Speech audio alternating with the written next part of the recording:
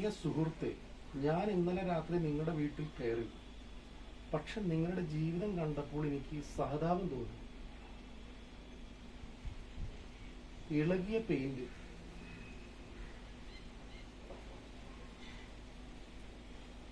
പൊട്ടിപ്പൊളിഞ്ഞ furniture,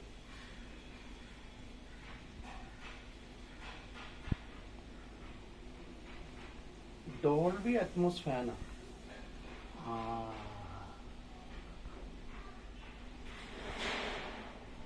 അത് മാത്രമല്ല, നിങ്ങളുടെ സേഫിൽ 10 പവൻ സ്വർണവും ഞാൻ കണ്ടു. പക്ഷെ അത് എടുക്കാൻ എനിക്ക് തോന്നിയില്ല. നിങ്ങൾ ആ സ്വർണം ഉപയോഗിച്ച് വീട് നന്നാക്കൂ.